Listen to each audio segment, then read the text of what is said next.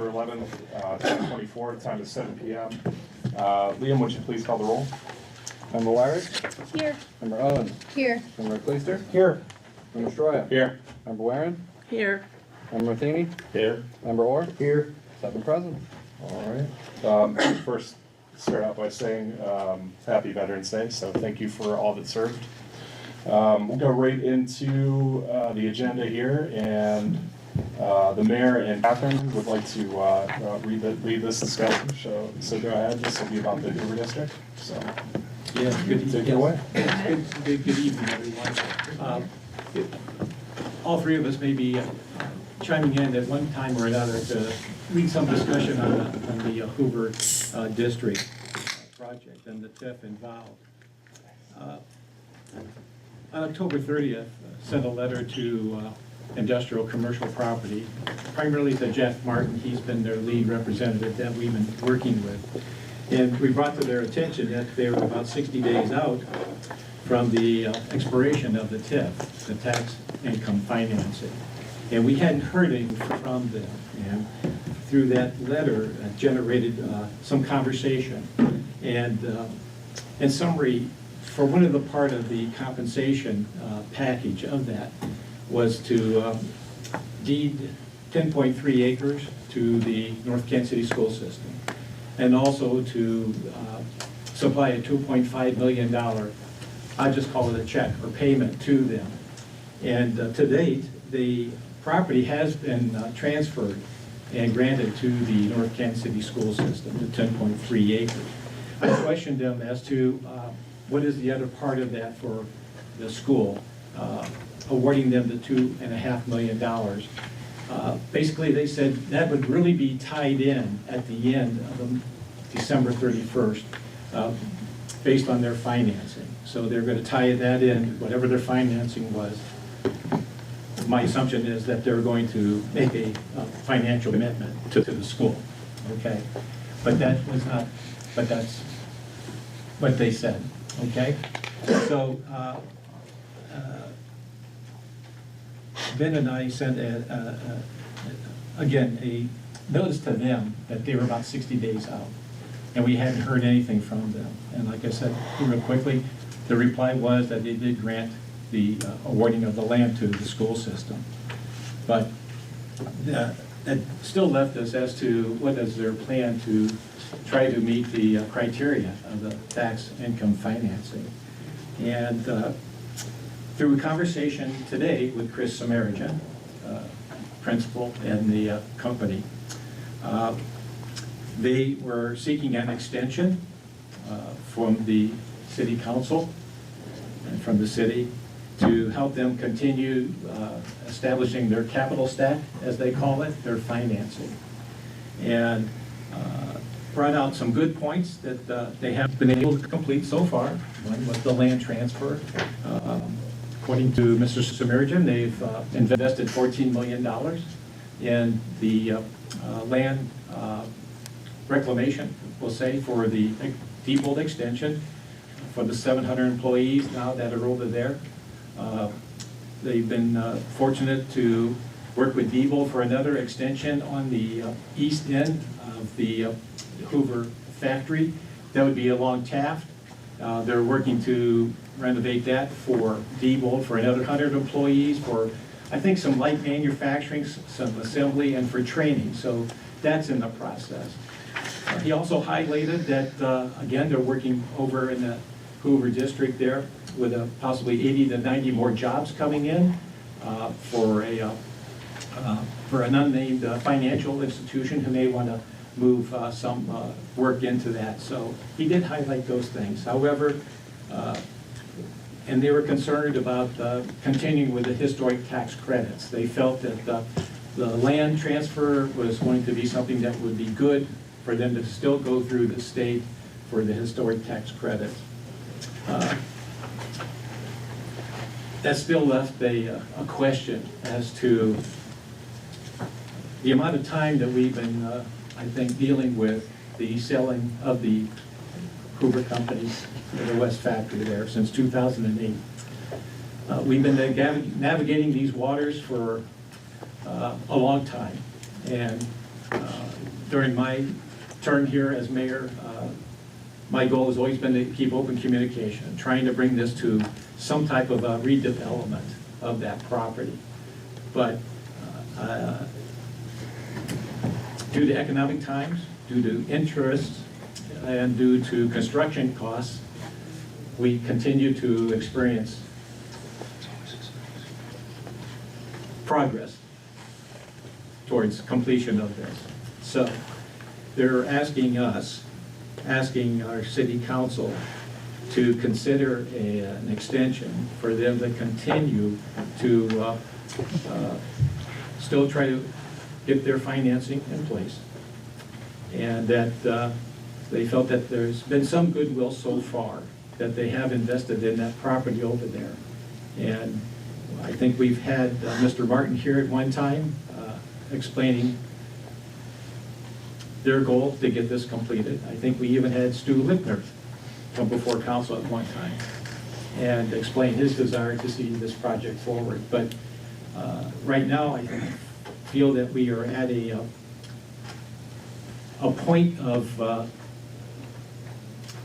disappointment that we haven't been able to come and go any farther to try to get the property redeveloped, or what their plan or really what their goal is to try to get this project completed. So I'm going to ask Catherine or Ben if I might have left something out or you want to expand on, but the grant council for an extension. And that's basically, I think, that the message I'm presenting tonight to council to discuss. And if you want to give an extension, what would be your parameters? What would you want to see happen here? We've come a long way, and I know that. And I think I'm as frustrated as our community is. And I don't know how long these projects take place.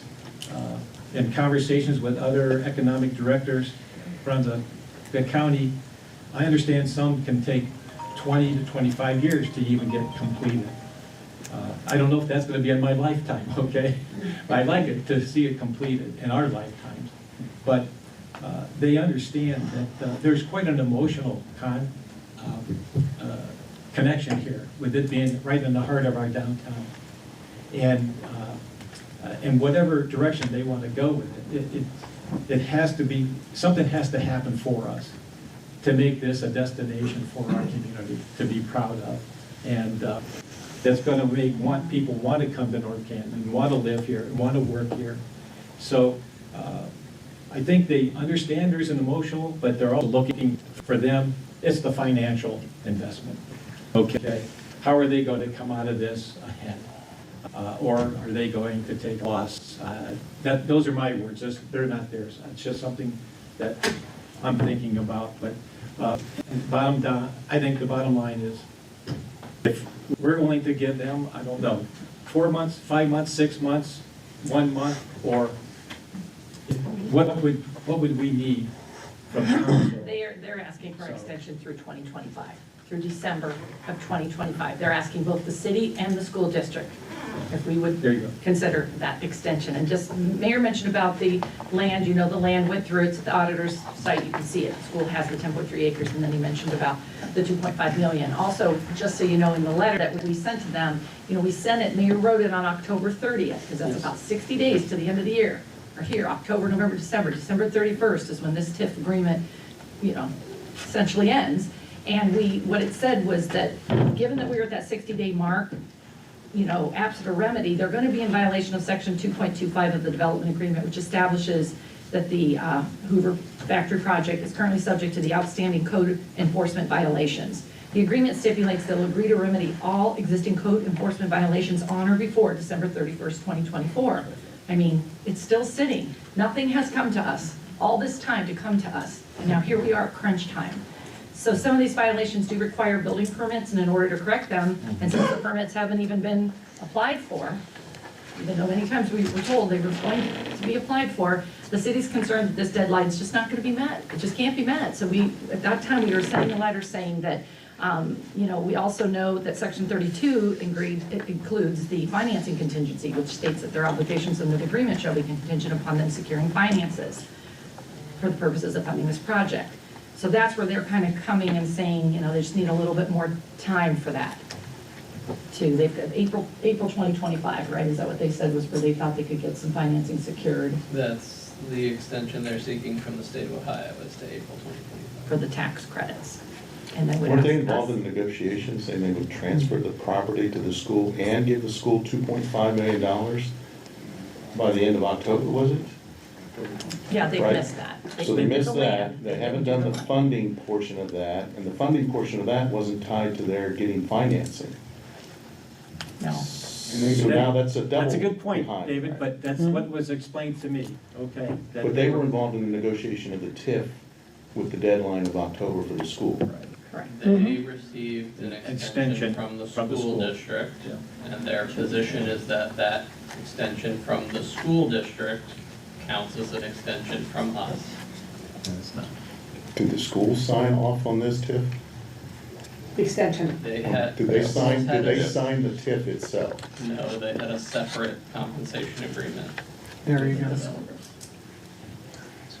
All right, let me interject here. So I think it's important to understand the history here, because this isn't just the last couple years. So Hoover left in 2007. IRG MSC, Maple Street Powers, came in 2008. They promised an initial completion date of 2013. Then they extended it to 2014. So now it's 2024.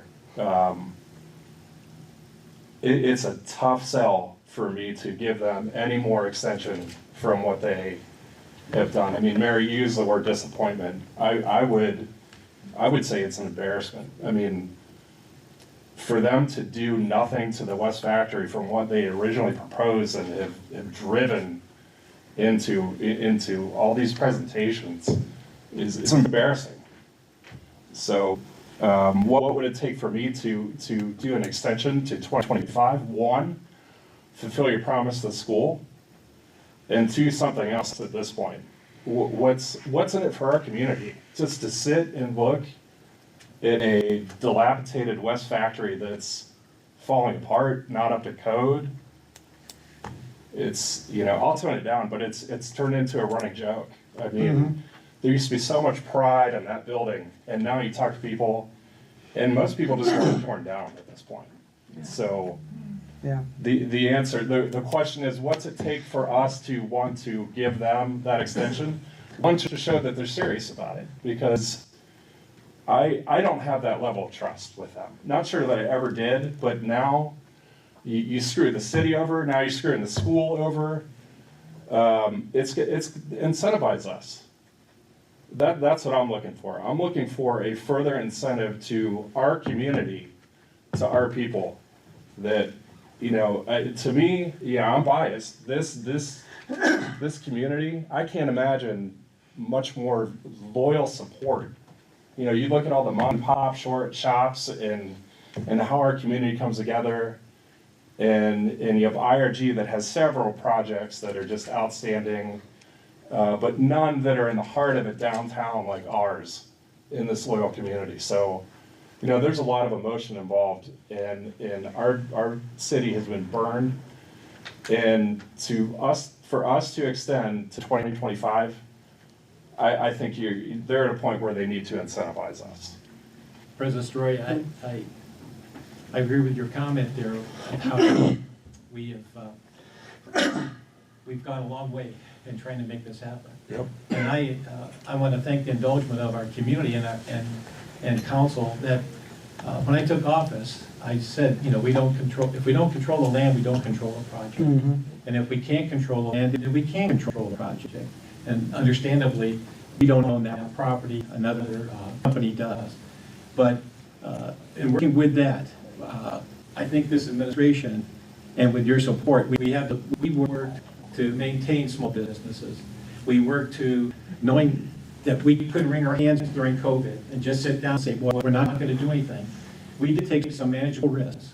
We did invest in some land properties, and look at the robust that we have happening now, the northwest corner of North Main and Apple Grove, but other things that we're trying to build for sustaining our community. But unfortunately, this building across the street has been very frustrating. As I recall, I think it was 52 million when they, back in '08 or '09 to do that. Then a couple years went by, coming out of the COVID, interest rates went up, the cost of construction went up. I think I remember receiving a quote for 72 million.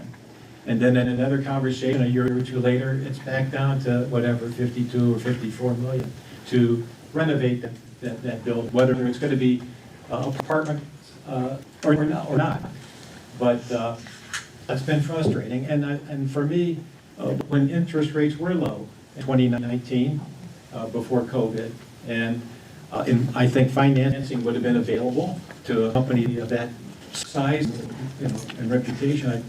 I was hopeful then that they'd get their capital stack, as I was learning in a new position as mayor, that this is what is involved. And I don't know, Jason, I'm not going to put you on the corner or on the floor here, but I know you have a lot of experience with economic development, but as I learned along the way, the capital stack is the big thing. But the frustration part is, I was polite when I said disappointment, okay?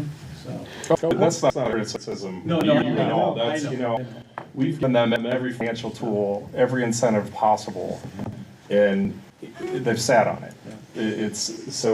To me, just, they can show you that they're serious. Okay. That's by offering some sort of other incentive and making it right with the school. What suggestions do you have specifically on what that incentive would be? If it's a monetary thing, if it's land, a building, Performance something, I guarantee. mean, yeah, some sort of guarantee. But, forgive me if I don't trust them, but I want it up front. If they're gonna be serious about it, show us. One point that they did point out in my conversation, they did invest in the smokestack.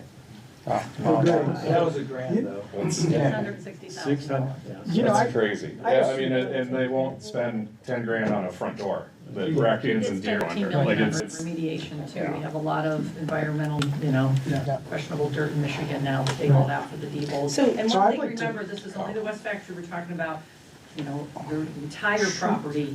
There has been development on the backside, and we Yeah. have the Right. D-Bolt and other, with the Bureau of Workers' Comp. This is just the West Factory. It's I'd like to hear from more the council. hard Yeah. part. So I do have comments, Mr. Mayor, and thank you for bringing in the comparison to the corner of Apple Grove and Main. Frankly, I think that there's a lot of people that don't understand the concept of land king, and I get it. I get it. But I think all that one has to do is drive by the corner of Maple and Main and drive by the corner of Main and Apple Grove and see the stark differences. And you are exactly right. When you control the dirt, you can control the project. So you were nice and generous this evening. I don't know that I'm going to be so nice. I prepared my comments because I have a lot to say. I want to make sure I don't leave anything out. So we're being asked to extend the TIF on the West Factory through 2025. This has strung on so long that I first heard presentations and promises about this project as just a regular old member of the community, then as a member of and later chair of the city's planning commission, and now a member of City Council and the vice chair of Council's Community and Economic Development Committee. While I want to acknowledge that there has been some success with the eastern part of the factory, the office building, and certainly great success with the Diebold Nixdorf World Headquarters and the former warehouse and the remediation of land around that warehouse, I want to say bravo to that. Now, it is important to note that that property and everything that we mentioned here has nothing to do with this TIF that we're here to talk about tonight. So all attempts and proposals with the most visible part of the complex, the West Factory, resulted in nothing. With the passage of this TIF earlier this year, I believe that we set the West Factory project up for its highest likelihood of success in the 16 years that Maple Street Commerce has been trying to get it done. And here we are, barely any further than when we started. Tonight we're being asked for this extension, but I believe it is very unlikely that this project will get started in the next 12 months. So with that, I'd like to ask Mr. Samaritan and Mr. Lickner if they'd please come to the podium and share with us where I'm wrong here, so I can wait for them to come up. That's right, folks, they're not here. If they had actually been here, I'd like to talk a little bit more about this project. I'd ask Mr. Lichtner and Mr. Samaritan why they haven't been successful here. They've both been successful elsewhere. I mean, maybe not in Canton with the Hall of Fame Village, but these gentlemen have been successful. Why not in North Canton? You have a building on the square of town that many in this community have had, or currently do have, some level of affinity or fondness for. You had community leaders willing to work with you to get something done. Why have you not been successful here? I genuinely believe that the completion of this project is in the best interest of the city, as it would create jobs, bring new residents to the city, and become a true destination. But as to the likelihood that this project will ever come to fruition with the current owners, I truly believe we only have to look at the Hall of Fame Village in Canton. Recently we saw, Canton Repository, that Maple Street Commerce partner Stu Lichtner made an offer to buy the outstanding shares of Hall of Fame Resort and Entertainment Company. Company that, if memory serves, he's already a majority shareholder of. Why would he offer this buyout? Is it because he thought Wall Street had it undervalued? Or is it because he knew the owners of the property they are leasing for the Hall of Fame Village Water Park was going to come knocking for over $2.5 million in back rent? And going private might have kept the lid off things. If this developer can't or simply won't complete a project tied to the NFL and the glitz and glamour that goes along with it, why do we think the West Factory will ever get any attention from him and his partner? So here we are. We have the most visible part of the most prominent property in the city, right at the square of town, rotting away, all for the thousands of cars that drive past daily to see. Liam, do you have those pictures available for me? I do. So I took some pictures this weekend. Beautiful, isn't it? Wall missing there, rubble on the ground. If you go to the next photo. So this was raining. This was Sunday morning, yesterday when I took that photo. I was in my car. I wasn't about to get out until I was stunned. I'm like, what in the world is making light shine inside the building? I went in there. Well, first off, I actually seriously contemplated getting my drone and bringing it back later and flying it around in there because there's no doors, no windows. But there's actually holes in the ceiling of that building. And are there any more photos, or is that it? Oh, that's all I have. That's all I have. So, yeah, I mean, again, just as part of the TIF agreement from earlier this year, we agreed to pause code enforcement on this property in exchange for them rectifying their outstanding violations and bringing it into compliance. So I took these pictures just this weekend, as I said, and I think, Catherine, you already mentioned that there has been no action, no permits pulled, nothing. They've had since beginning of earlier this year and nothing. Frankly, I'm tired of seeing this dilapidated building rot away at the square of town. I'm concerned about the safety of people walking in close proximity to it, and I'm tired of explaining to our residents why Maple Street Commerce seemingly gets a free pass on their code cases, but the average Joe doesn't. I believe that Mr. Lichtner, Mr. Samaritan, their employees, and associated companies are again asking the city to get out the trusty old rubber stamp, something they've grown accustomed to over the past 16 years. Mr. Lichtner, Mr. Samaritan, if you're watching, as a duly elected representative of the citizens of North Canton, I didn't bring a rubber stamp tonight. Mr. Lichtner, Mr. Samaritan, with no rubber stamp in sight, I'm here to tell you that it's hammer time in North Canton. It's time we get this West Factory project going and start hammering some nails into walls and start rectifying your code issues, or it's time we as a city use a hammer on other things. Currently, the complex has $96,000 in outstanding code violations. In discussions with our law director and in review of the TIF agreement, it may be advisable to start the tab on the code violations over. Disappointing, I know, but that's fine. Catherine, Ben, I have January 2nd off as a vacation this year. I've done ride-alongs with our police and fire departments. I'll be at City Hall at 8 a.m. on the 2nd, and I look forward to my ride-along with the code enforcement officer as we head across the street to the Hoover Complex. I look forward to holding this property to the same exact standards that we hold any other property in this city. I'm asking the administration and our legal team to start the clock on code violations again, and if those fines go unpaid, to attach those fines for these violations to the county tax bill once they reach the $100,000 max, and we'll start the tab over. I also want to ask the administration and our economic development director to research state grants for the demolition of former industrial sites that should be condemned. Sadly, as much as I don't want to admit it, I think we just might be to that point. Lastly, I ask our economic development director to seek out other developers who may be interested in the property and to make introductions to the current owners. Maybe they have one too many endless projects going on at the same time. Maybe they actually want a way out of here. Maybe we can help them with that. As for the extension, Maple Street Commerce has had over 15 years, and under the TIF agreement, they've had deadlines that, as my colleague Mr. Matheny said, that they agreed to that have come and gone. I have little sympathy for someone who can't follow through with what they've agreed to. If they had just pulled the permits to start rectifying their violations, maybe that would have given me a shred of hope. Since that hasn't occurred, and since I think they were expecting a rubber stamp from day one, I'm absolutely a no on this. That said, we heard some discussion this evening that maybe Mr. Samarijan and his team had some confusion around dates or whatever, and they were preparing a roadmap for us moving forward that we might see, dare I say, even as early as Friday. The only way I can see entertaining an extension here is if this detailed roadmap calls for the complex to be entirely brought within our code by the end of the year. That's Tuesday, December 31st, not January 3rd, not January 1st, but December 31st. And the only extension we vote on pertains to them getting financing. Absent of that, I'm a no. In North Canton, the age of rubber stamps, empty promises, and inaction is over. Ladies and gentlemen, it's hammer time. Now that I'm labeled as the crazy guy in the room, I'll pass it off to somebody else. The last time they were here and they spoke, I thought financing was just a couple days away. I got that impression. I did not. You know, they owe us money for back fines. We've waited forever. No, you know, I agree with Jamie, but I will vote no on any extension, period. Whatever they give us.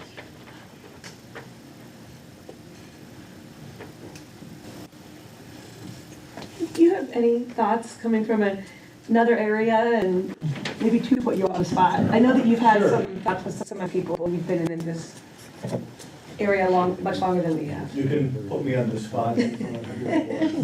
So, yeah, I mean, as the new guy, I'll preface saying, Yeah. you've all lived this reality much longer than I have, but like the mayor said, these are complicated projects, but you all already know that.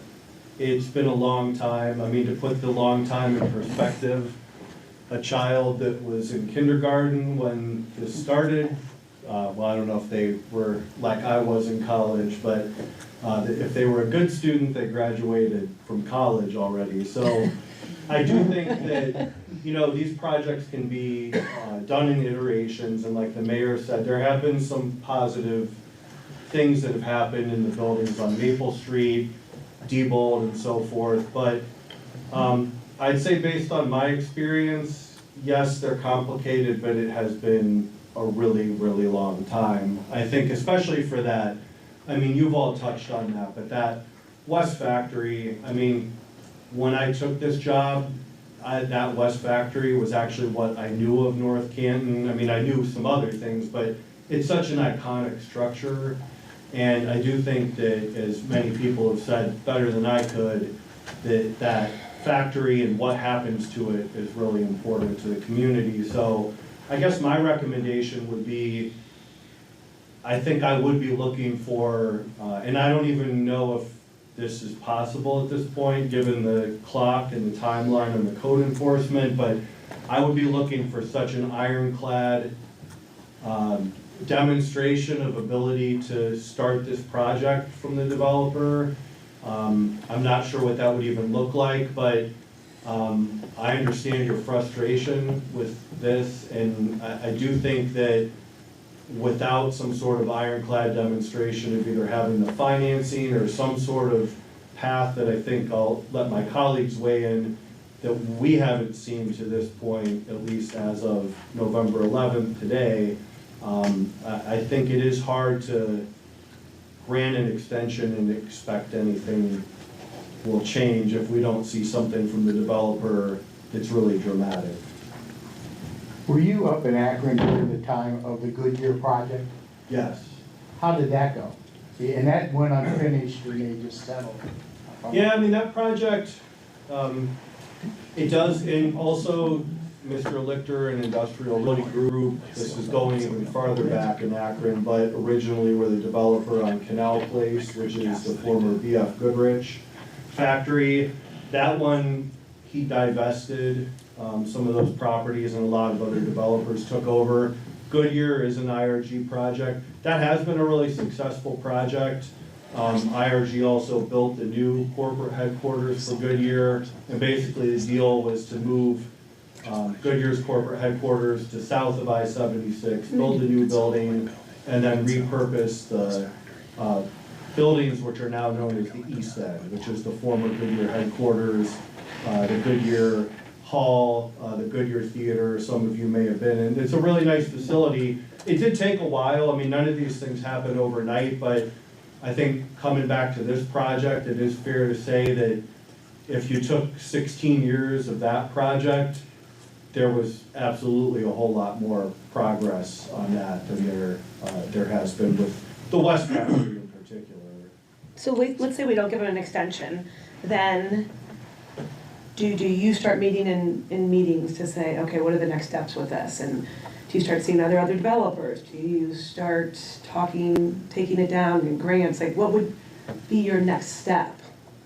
I'll mention just a few things and then turn it over to Catherine and Ben, because I think they'll have some more specific thoughts on that. But, I mean, those, in my experience on these types of projects, those are the kind of conversations ultimately that are often had. So for example, if a developer isn't able to perform and get the financing lined up, often on these projects, they may seek a partner, or they may seek another developer, either a partner, or I mentioned this happened at Canal Place in Akron, or divest themselves of part of the property, particularly when it's a large, a large amount of acreage and a large amount of square footage.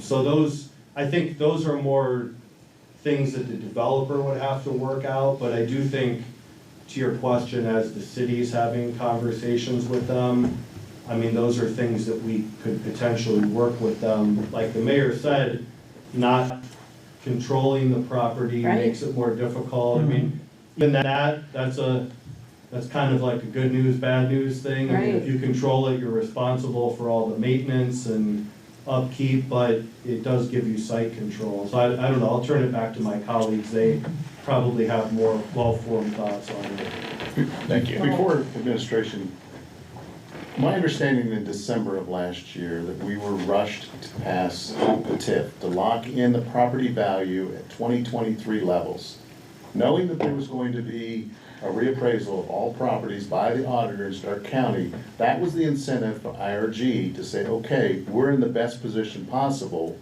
for getting the greatest amount of value out of this TIF. By extending this, we're allowing them to still hold on to those 2023 valuations, yet we got nothing in return on the commitments that they said, yes, we will do. I feel that they failed to meet their obligations. We even helped them get their historic grant so that they could take it to the bank. Interest rates are coming down. Banks are looking to loan money while the interest rates are high. They're not looking to get the financing, in my opinion. Can I real quick ask one thing? Well, point of clarification, my understanding is that the 2023 value is not locked in. It would have been locked in had they filed their DTE with the county to start the TIF, but they can't do that till the project starts. So given that the project hasn't started, we're probably looking at. If I can, Brendan. then I can add some color to that. Go ahead. Go ahead, Brendan. Yeah, so generally speaking, how a TIF, and including this TIF would work, is it's actually triggered by the new construction. So once they start their project, that's the triggering effect for the start of the TIF term and the increased value. So you look at the year right before, the improvements are made, and then you look at the value of the improvements, and it's those increased values of those improvements.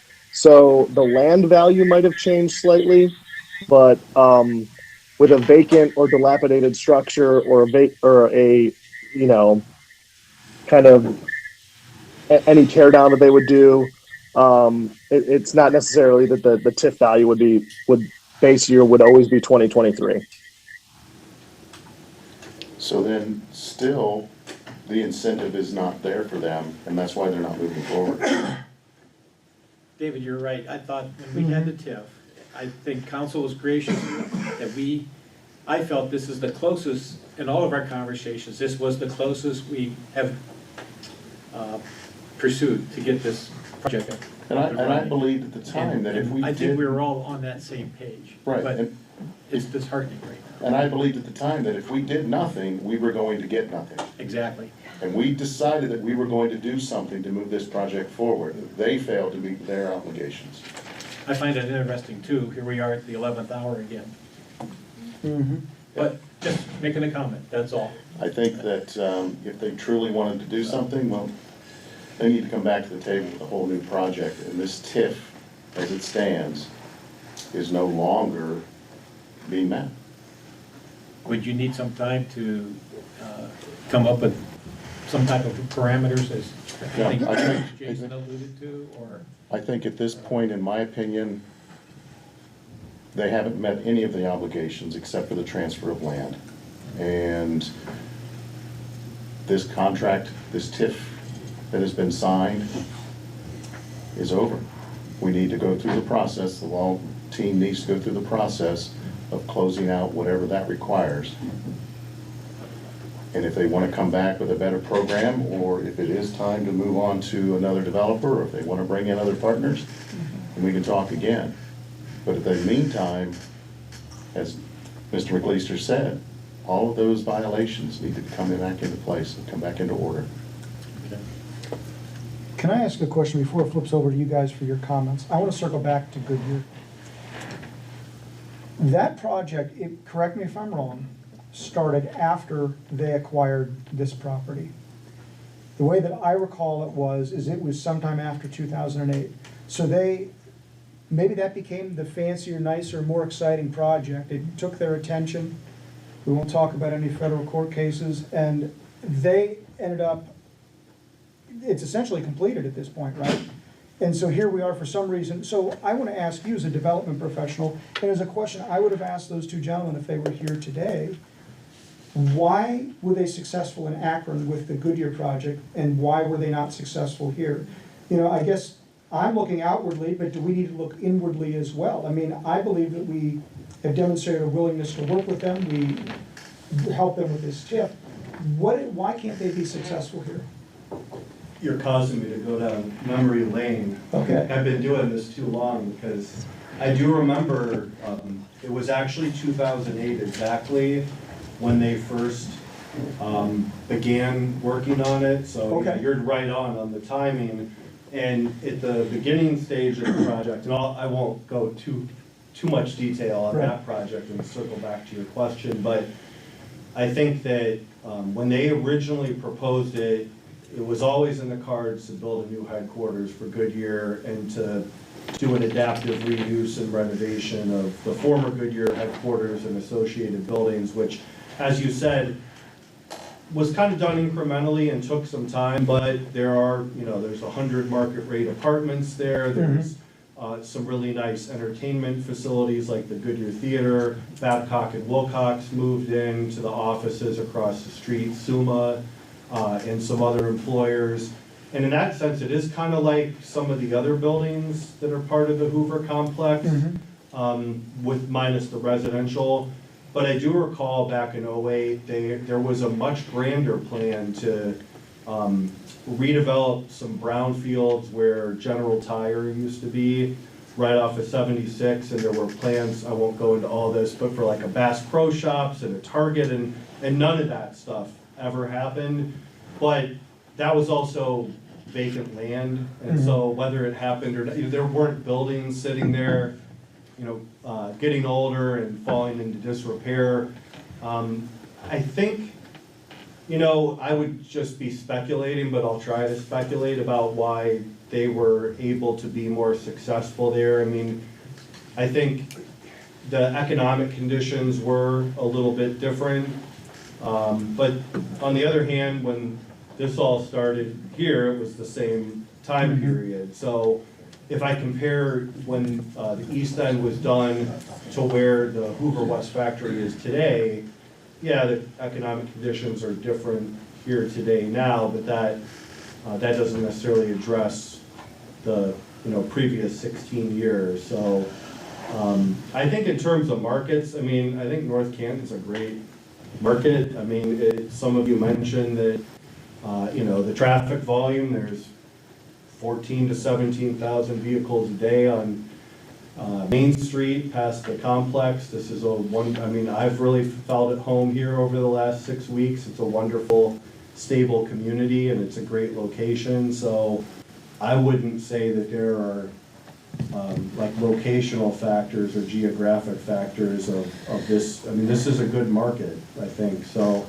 beyond that, I can't really speculate because I don't really have access to, their financial situation and so forth. Well, and let's not downplay that they're the largest square foot owner of industrial real estate, I think, in the United States. If they aren't now, at one time they were. But a big part of it is they simply chose not to invest the money here, which at some point in the last 16 years, that they have. Yeah. So that's, putting simplicity into it. They chose not to do this. Yep.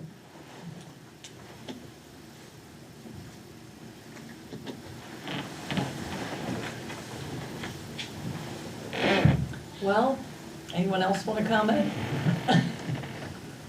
Heard from a few of you, not all of you, but sounds like we're hearing clearly how you feel. If they have something to offer, let's see it. But I think it's pretty clear the trust factor is not there from our conversation. I mean, before here. in all seriousness, I mean, there was thought of them bringing something to us by the end of the week. Let's see what this is. Okay. But they now know how the majority of us feel. They know what we're looking for. At the very least, I think the consensus is that code violations need to be rectified. And we'll see. It's a non-starter if it doesn't have that included in it. As of tonight, you're not granting any extension. Right. No. Okay. Okay. We don't need to vote on that or anything. So, okay, let's move on. Okay, so next, item 3B is discussion of noise control practices. So the history of this is we've had some complaints about noise, some local noise issues. And in our ordinances, there's not much teeth to give any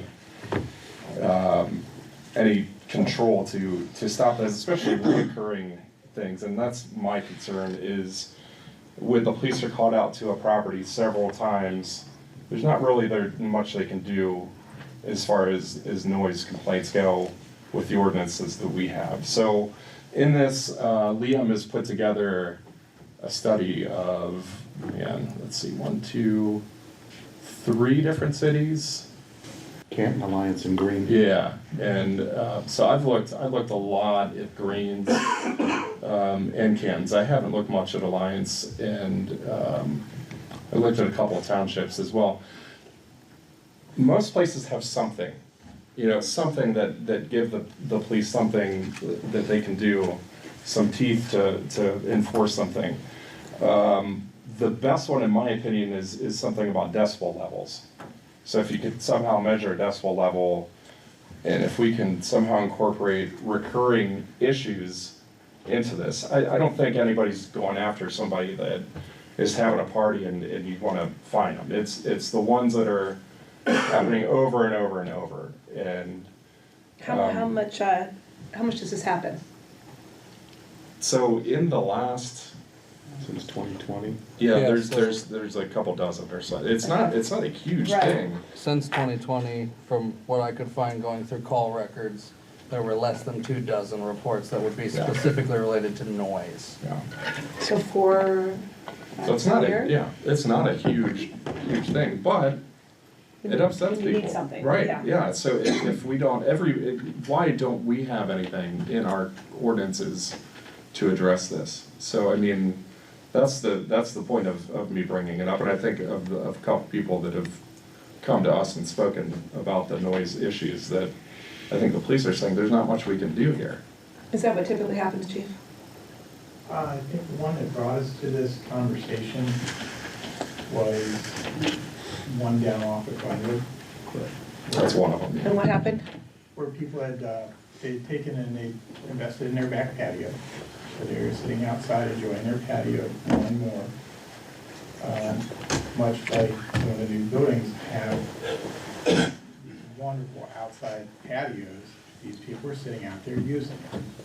This is an instance where it was spoken to me that the neighbors, something in their inflection, their tone of voice just cuts through every attempt that the other neighbor has made to dampen the noise. Now, when you start talking decibels, as President Schroeder was talking, my watch is reading 44 decibels. As I'm talking closer to my watch, I think I'm about 65 to 70. So when you get into that decibel range, Yeah, thank you. Mhm. you know, There's a this concern. is what conversations are. Right. And to the extent of the courts, if the courts aren't going to be supportive of this, because as Liam talked to me about this, I asked him, check with the court systems, find out how many times these charges have appeared on their dockets. Because if the courts don't want to hear these charges, it doesn't make any difference if we make any changes or not. And then there's the whole purchase of equipment to measure the decibel sound. There would be a purchase of equipment. Yeah, and I don't know that we're in a position to add equipment that's, That part is very tough, yes. Those, from the research that I could find, the average ones range anywhere between $400 and $800. And that's just for the equipment itself. That doesn't factor in training for the equipment, the calibration of the equipment, regular maintenance. You know, in order to cite somebody under the code, you would have to have something that meets certain standards in order to actually send somebody to court if that was your basis of measurement. Fred Story, as I recall from my law enforcement career, I think there was only one time where I cited somebody I believe on disorderly conduct. And it talks about unreasonable noise. But, you know, it goes on a little farther than that, and I'll just share it real quick here. Let me get my cheaters on, sorry. I think the mayor remembers incorrectly because I remember in the J.C.'s, we were putting on the celebration in the park and he told me to turn down the band. But, I mean, You're a young man too, that, Mr. Leaster, but yeah, it just says making unreasonable noise or an offensive coarse utterance. But it goes on gesture or display of communicating unwarranted or grossly abusive language to any person. Again, that part may not be, you know, if you're having a party in your hot tub in the backyard and yes, the noises do, you know, get loud, especially at night, they travel, but that can be an annoyance, and I would encourage someone to call and say, hey, could the police go and tell our neighbor to be quiet? And I think most times people would comply. But I think the chief is right. Many of the things that we checked on when people have a complaint, our prosecutors going to take the time to hear the case? Yeah. And do we still rely on communities and neighbors cooperating with each other unless you get into a real neighbor, you know, conflict? But just a little experience from my part, and I think more or less when I threatened them, I cautioned them that I was going to cite them for disorderly conduct. They said, really? You're going to do that, Officer Wilder? I said, well, just work with me on this. But I can understand where if it's an ongoing situation, but oftentimes we got to really prove what's the intent of those people. And that's what the courts look at too. I always try to think of that when I had to make an arrest on somebody. You know, what's the intent of the actions of that person? So just some flavor to the conversation. Thank you. could we put a time limit? Not so much worried about decibels, but, you know, 12 o'clock in the morning and they're still playing music real loud. Music is a totally different creature. Yeah, chapter. Music is an amplified device. Televisions are an amplified device that is covered. Just our conversation back and forth across the table, we're a long-lost cousin. She came to visit. We're sitting here till 2 o'clock in the morning on the back porch, just drinking coffee, reminiscing about what things were. But our voices are as they are now. And again, I tell you, my voice at my watch is 72 decibels. Right. And it was Across 40. the room, we're at 48, 50. Right. And we do have a noise control, We do. chapter 531, and it's from 8 PM to 8 AM, and that is for amplified devices. Might need to update it because it's still talking about That's tape we players definitely- and phonographs and Yeah. disc players. We may need to update that. to, you know, Hey, if you have one, it still makes amplified sound. So, there may be some additional items added to that, but the point is, we do have something for amplified noise. And maybe we need to look more into that section and update that as other people have. There's also light trespass things that could potentially be on that as well, but, yeah, I just wanted to bring it out here because it is a going concern of repetitive activity more than anything else. So I just wanted to bring it up for discussion for everybody to be aware, so. Okay. Thanks. That's it. Any other comments, questions? Okay, let's move on to Christina Marks. All right. So we're going to talk a little bit about Dogwood Pool. Liam's going to. Just let me know when you want to switch lines. Oh, you can get to the first one. Okay, cool. So I was really relying on the Parks Master Plan that is currently proposed in the 2025 budget to tell this story. But I understand that the Parks Master Plan may be part of our conversation tonight when we're talking about the budget. And so I feel like we need to have this conversation about the pool now. I absolutely remain a strong advocate for the master plan, and we'll discuss that more when we move on to 5C. Let me just talk a little bit about a Parks Master Plan. It is, at its core, the strategic plan offering guidance and actionable goals for the city, those that can be accomplished with and without additional funding. That said, one of the many benefits of a Parks Master Plan is that it can lay the groundwork for a levy campaign.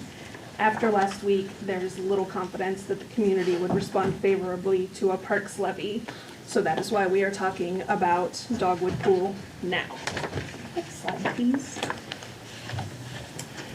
So I'm not planning a deep dive into the financials tonight, but instead a look at the problem that we have at the pool and the narrative that's been shared. And when I'm done, Ben Wheeler from the YMCA is here, and he's going to share some data regarding pool usage and finances in 2024. Next slide, please. So I don't know if y'all can read that, hopefully, but in the summer of 2023, the city secured $300,000 in funding from the state of Ohio and committed additional funding received from a cell phone tower to renovate the Dogwood Pool House. This would have been a $1 million project. Sol Harris Day was hired and paid to design the new pool house. I was invited to view those completed designs. Everyone involved was on board and excited for this project. So again, we had our pool, we knew we had liner issues. 2023, we were investing and celebrating that we were investing $1 million in the pool house. Next slide, please. So a few months later, something changed, but we can't say for certain what that was. We had a failing liner that would run out of warranty in 2026, but we knew that, again, in the summer of 2023. This was not new information, and we had planned to invest $1 million in the pool house anyway. In just a year, without any real change to the condition of the pool, the narrative changed. Those funds that had been secured for the pool house renovation are being reallocated in 2025 to making fishing at Price Park more accessible and to updating the HVAC system in City Hall. It's not what I would have liked to have seen happen, but it's where we are today. Next slide, please. So contrary to any narrative that it's not, the pool in its current location with its current footprint is in fact viable. The liner issue will need to be addressed, and we know that. It's true that the warranty will no longer be in effect, but we don't sell or destroy our cars when the warranty's up. There are a plethora of options for addressing the liner, ranging from paying for a repair, a cost of $20,000 to $45,000, applying a diamond bright coating, replacing it with stainless steel, or another lining option, or completely renovating the pool in its current location. To be in full ADA compliance, a second handicap lift should be added, and that's a cost of $8,000. Next slide, please. The spring 2024 Sun newsletter shared select information from the Patterson Pools report. You all have this Patterson Pools report. It's here. It looks like this. And you also have their cost breakdown that has 3 tiers of potential improvements or renovations for the pool. So aside from the liner and handicap lift issues, the proposed improvements, which were included in the publicly referenced $10 million number, included things like new irrigated turf on the pool grounds, a connection to a splash pad in the nearby Dogwood Possibility Playground, a new playground and new splash pad features inside the pool complex, privacy fencing, branded benches. None of these things were required for the operation of the pool. And even all of that was actually quoted to be between 5.4 and 8.3 million, not 10. Next slide, please. So this slide talks a bit about our contract with the YMCA. And it seems that some are giving up on the pool, not the YMCA, but some others, without a deep dive into the facts. If the pool does not stay in its current location, construction of a new pool will require placing a bond issue on the ballot, whereas in its current location, there's the possibility for far more affordable repairs and maintenance. We need to look at all of the options for making pool repairs in its current location and get quotes for those options before 2026 when the pool liner warranty is up. The Parks Master Plan is absolutely the best plan of action for gathering this information. However, I am proposing that if the Parks Master Plan is removed from the 2025 budget, a line for a second evaluation and estimates for solutions be added. I don't feel that the one that we had from Patterson Pool was fully comprehensive, and we need to address that. So we need to maintain the pool that we have and look at all options for keeping it in its current location, because I'm not confident that we'll ever get a pool in a different location. So I've provided each of you with the June 2023 Patterson Pools report, the June 2023 pool existing conditions and evaluation study. That's this huge color printout here. And the cost worksheet provided by Patterson Pools in June 2023, including the Tier 1 option that was not included in the Spring 2024 City newsletter. Next slide, please. So I'm sharing this as an advocate for 2 things tonight. First and most importantly is gathering and examining all information before we make decisions. Again, I hope the master plan is the way that we make that happen. And second, this community, Dogwood Pool builds community. I've experienced it personally, and I want future generations to experience it too. That's my kiddo up there, and that's me. And those are friend groups that we both made at the pool, who to this day are important people in our lives. And yeah, so those are photos of me and my family. All right, next slide, please. So I've asked Ben Wheeler from the Y to give us a brief overview of the numbers from the 2024 season. When he's done, we will be happy to answer any questions. Ben, are you cool standing up, even though I like to sit? Okay, thank you. Yeah. All right. It's too long anyway. All right. So I shared with Christina some of the numbers you see on the board up there. The number of households and the total pool season pass holders that we have, and we refer to that as pool members, pool season pass holders, as well as the total number of visits. The total visits you see up there are actual scans that come through the door, right? So that is actually not a comprehensive number. Oftentimes, 2-year-olds, 3-year-olds come with their parents, they may have a season pass, but we would not scan, they don't have a card, right? So that number, I'd say, well in excess of 40,000 that came through just this summer alone on that dogwood pool. So to say it's I think, well used, and certainly, as Christina shared, a opportunity for us to bring community together, and I think the pool really does that. We've been doing that for many years, right? So we've got have a great relationship with the city and with the administration and with the staff. We appreciate working with them. I think that there's a lot of opportunity and potential for us to continue to build on that, continue to utilize the pool and the surrounding area to serve the community for many more years to come.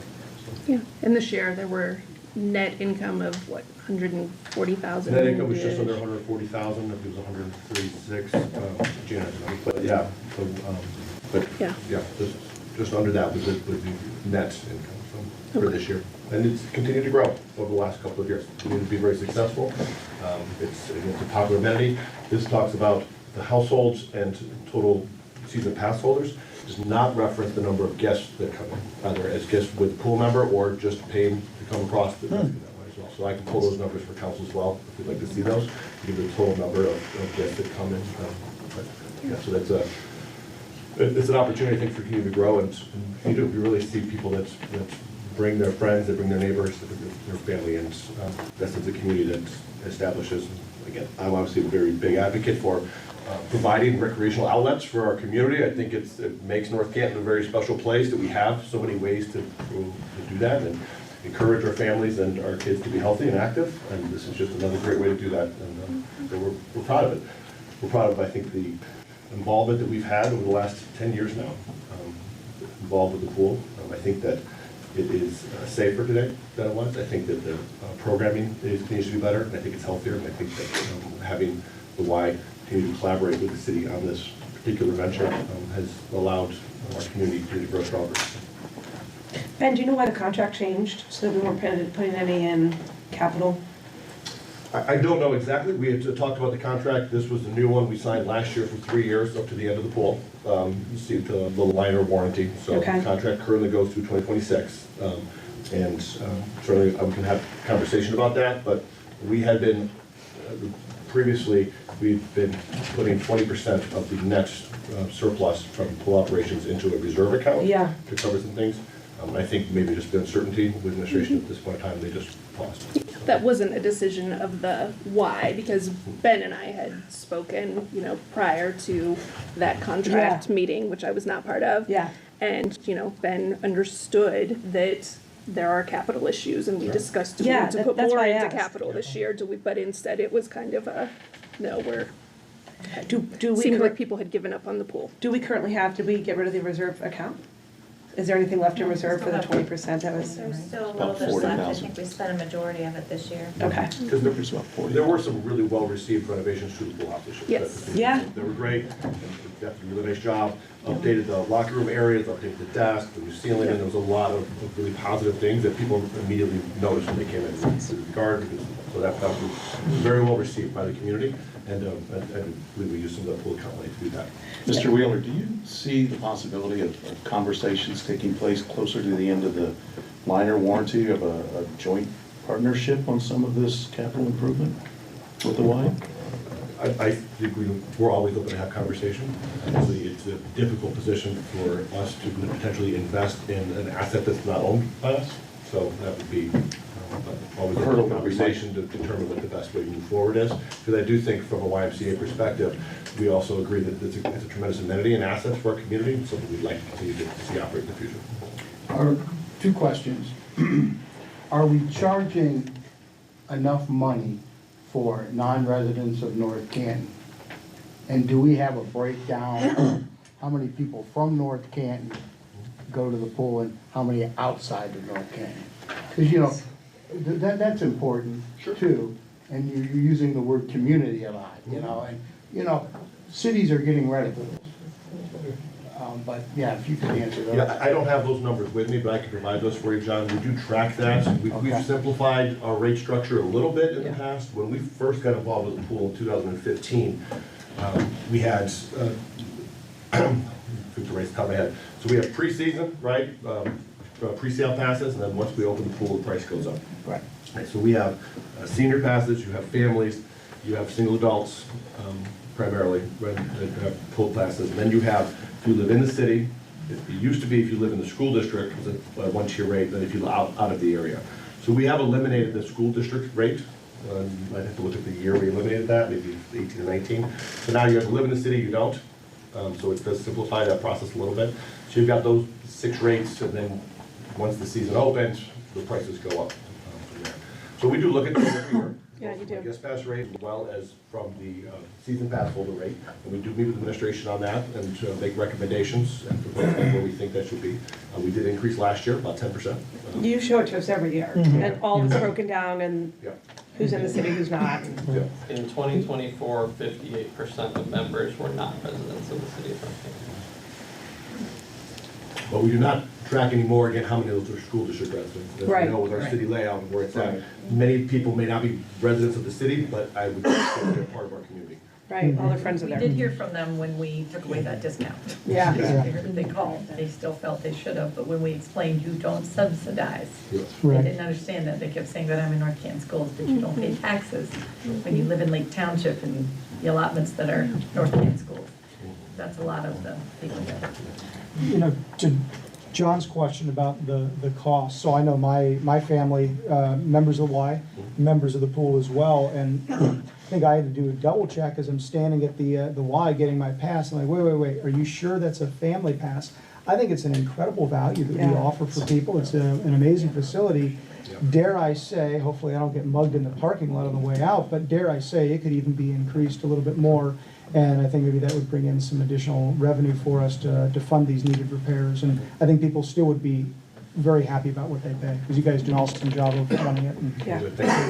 Do Y members get a discount on our pool? Yes. And Jamie, I agree, and I just would like to point out, that's something that a Parks Master Plan could help us to determine, what rates should we be charging, and what are all the ways we can kind of generate revenue to fix what's wrong with the pool right now. Yeah. And like you shared, what we've seen still is a lot of those public pools closing, right? There's a lot of, less of them now, less every year, right? We've had more over time here in our county than we do now. So I think it's an important asset and resource for our community to stay vibrant. I think we do need to charge more for it. I think that's a possibility. We look at what our cost and what our breakdown is on that. I certainly think it's something we could do. I think people would be right, would be comfortable with that still. Ben, do you know offhand the rate at the pool in Lake? Clearwater. Yeah, you know how much that is versus? We always look at them We look every at them year every to be Okay. somewhat, we have to look at amenities too. Right. We pay more for amenities. They have this giant, amazing slide. Right. We just have 2 high dives and 2 little slides. We can't outprice ourselves. If you look at Clay's Park out in North Florence area, Oh, that's so much. they're adding every amenity in the world. It's a high price to get through that door. People are paying. $45, I believe. Yeah. Yeah. So How we're about the trying to one north be realistic of what we town have. at Kim Tam? We look at those every year, what the rates are. I don't know offhand what they are. Would you say where the That's lowest never really at? comparable. That's not a chlorinated pool. Yeah, it's It's a little bit different. You know- Just gotta look at comparable. Yeah, from a date, a lot of them, passes, they don't sell season passes that way, and we are lower. Yeah. To the point that communities are closing pools. I remember when we first started hearing that from the former administration. My job takes me in far-flung corners of the state of Ohio, and I think I was in a small little burg, Sycamore, Ohio, so get out your phones and look where that is. Small, tiny little town, and I'd been to this office multiple times, and it wasn't until we were having these discussions that I realized what I'm staring at in the park adjacent to this building. In this small little town, they've got a pool.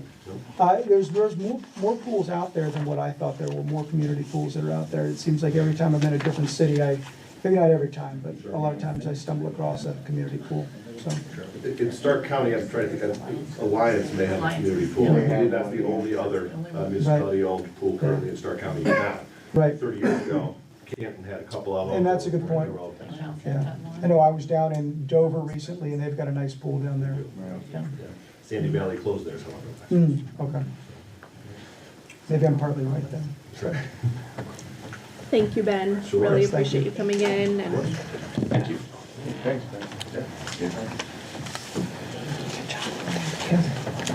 All right, no motion needed for that. All right, moving on to finance and property, Stephanie. Okay, so we've got a few issues here. So the first one is just looking at professional services, and we do this every year with the sale of our vehicles and equipment that are kind of getting old. So any other questions or concerns with that?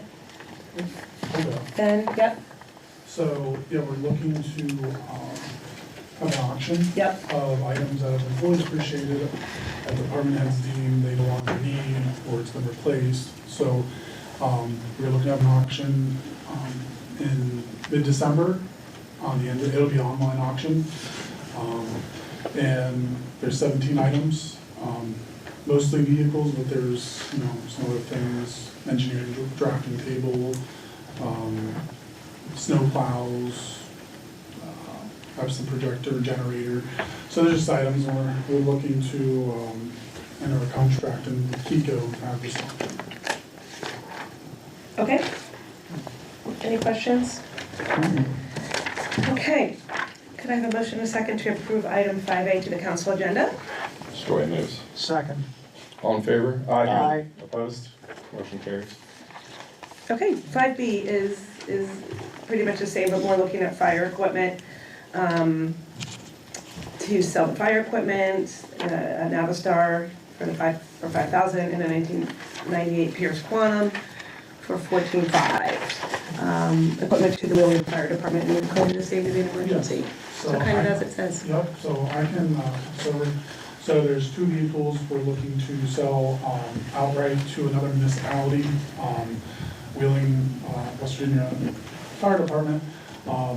Two of these vehicles kind of aged out, and they are being replaced by a new pumper, and then also a mini pump. So kind of the reason we didn't put these on the auction list, they were going to be on the auction list, but we found a buyer, and if I'm wrong, or if I'm wrong, Drew, Brian,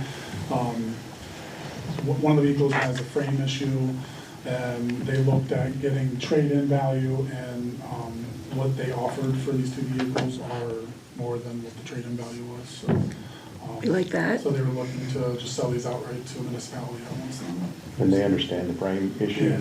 for safety and security of their department? Caveat emptor. Yes, okay. Okay, so we need a motion and a second to move item 5B to the council agenda. Make the motion to move 5B to the council agenda. Second. All in favor? Aye. Opposed? Motion carries. And 5C. Okay. So this one we're gonna spend a little more time on.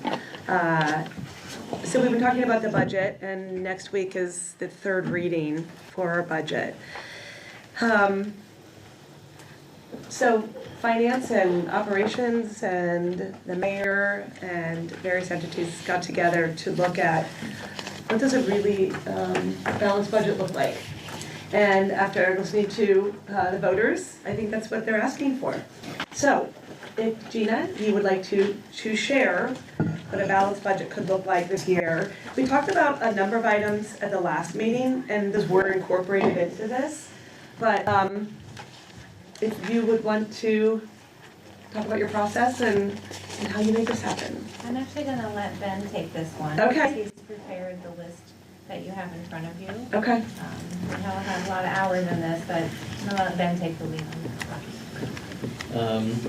So on the 28th, when I was not here in person with you, but watching you all on our wonderful YouTube channel.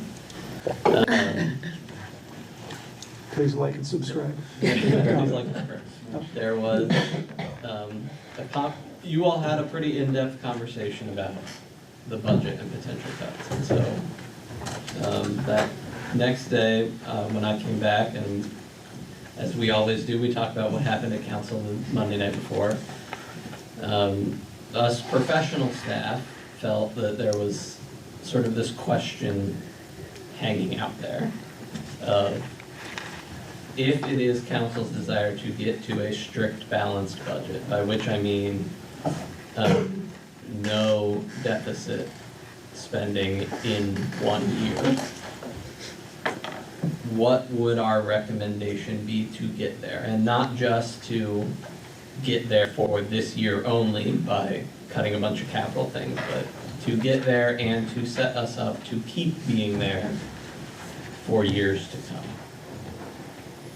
And so we have this list for you that will kind of go line by line, and you all can ask us questions as we go, but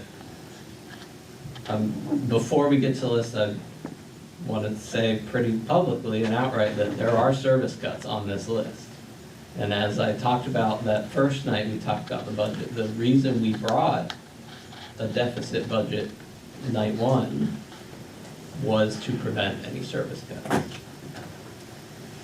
Because it seemed from the previous conversations we'd had with council that service cuts were not desired. But if the goal is to get to a strict balanced budget and to position the city to be in a position to have that strict balanced budget long-term, service cuts are necessary to eliminate recurring costs. And then I'll also say that just because it's on this list as our recommendation of if we had to cut something, this is our recommendation of the best thing to cut, doesn't mean that the three of us and Jim love this list and want these things to go away. So we'll just go straight down the list. We'll start with general operations. And the first item is an administrative staff member. So we think if we had to, we could eliminate one administrative staff member and essentially Liam and I could absorb the duties of that person. Some of the duties, yeah.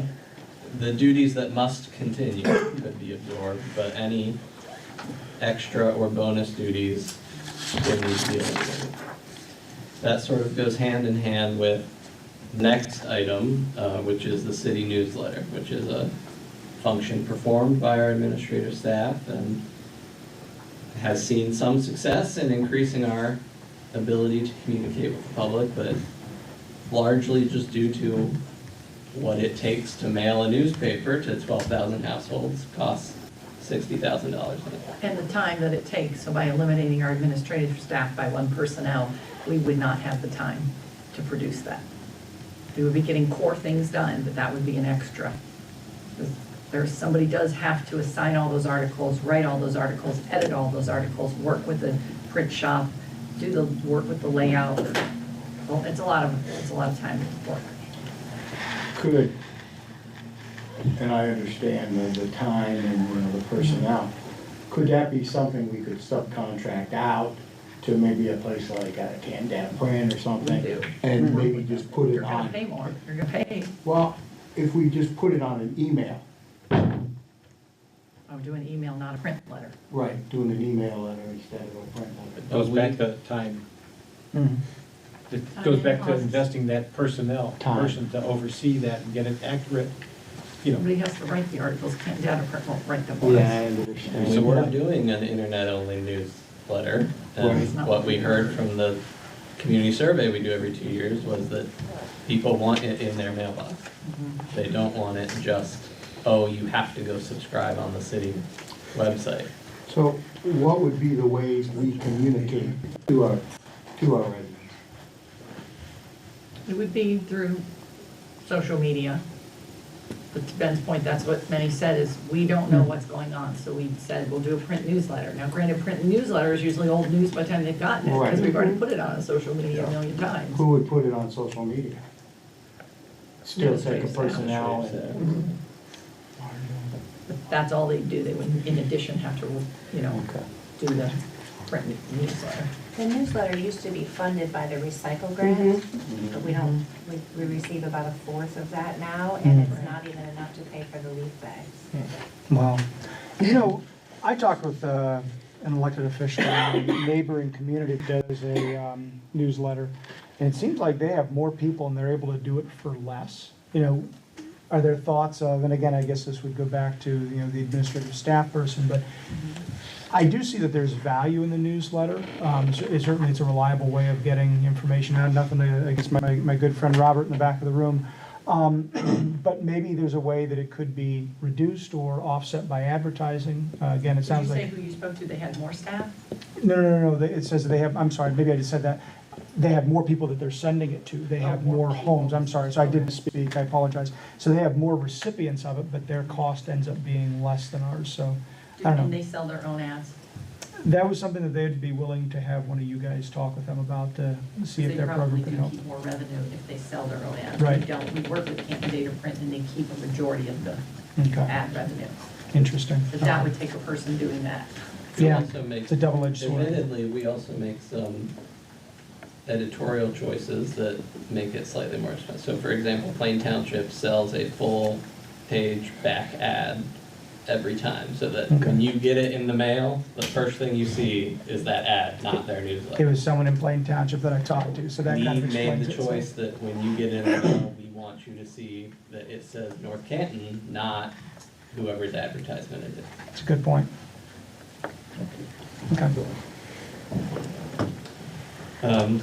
So number 3 on the list is the financial support for the farmers market.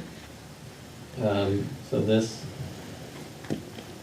what we're saying here is that we could keep potentially offering space, but not $26,000 annually in financial support anymore. This may impact the current operator's ability to continue, but we have had an alternative bidder who has offered to do it for free if the current operator does not wish to continue. I think that one just makes sense. Yeah.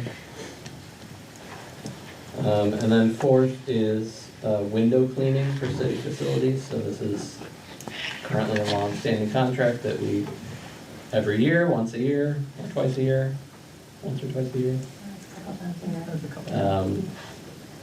We get the windows cleaned at City Hall and the fire stations and Dogwood Shelter, Civic Center, all that.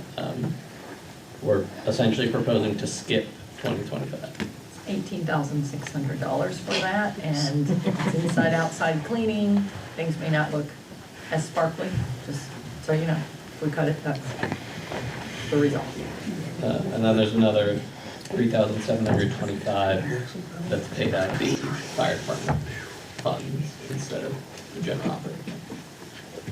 I've been to City Hall maybe a Friday nights. I used to stop up, pick up paperwork. And I saw a lady downstairs cleaning the restrooms and stuff. Is that included in this or no? No, it's just Would her or whoever she is, clean the windows for us? They don't have the equipment to reach They don't those have real high where the windows. windows are. She's not tall enough. Ben? John, you're retired. We'll get you a job cleaning windows if you like, so. Well, for 17,000.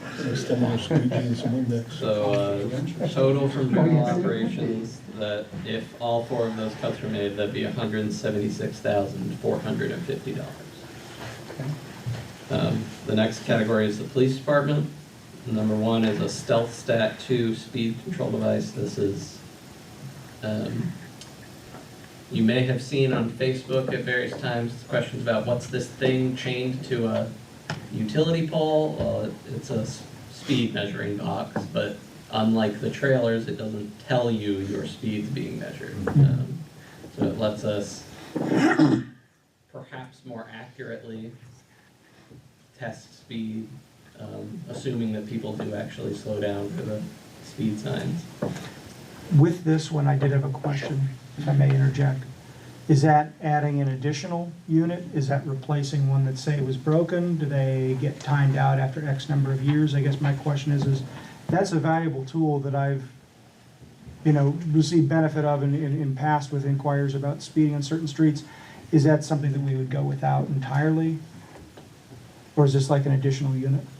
We purchased one this year. Gotcha. We have 2 older units. Out of those 2 older units, one of them sort of works.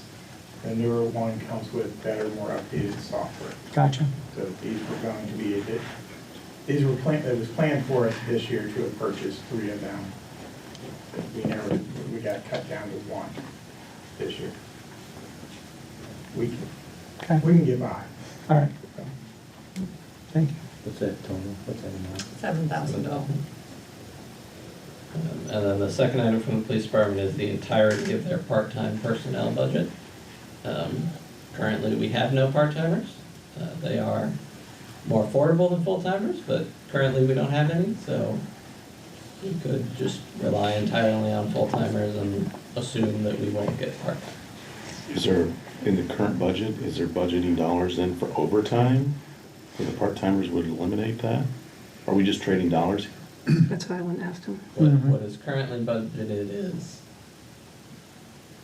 both assuming that we fully rely on full-timers, because right now we have no part-timers, and there was money set aside that if we managed to recruit part-timers, we would have money available to pay them. But no specific overtime was included in the budget? For full-timers, yes. Okay. Would this part-time staff eliminate some of that overtime? I mean, does it make sense to keep the part-time, Potentially. but the overall budget for full-time will go down?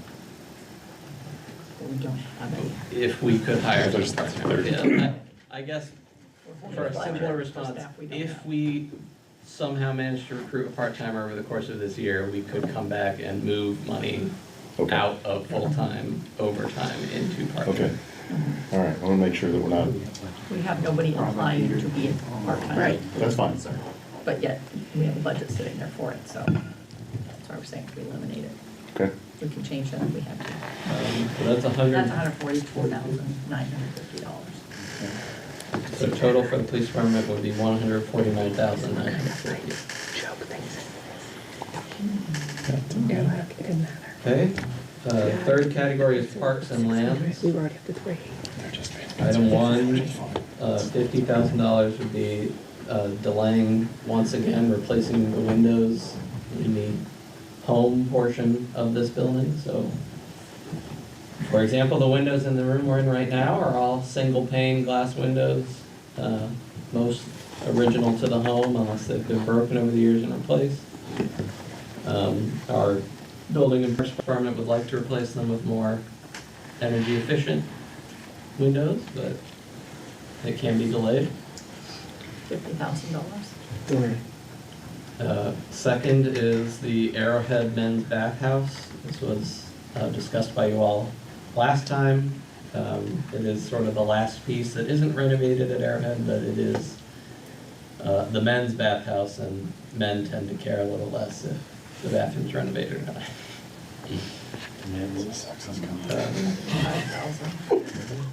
$75,000. How dare you?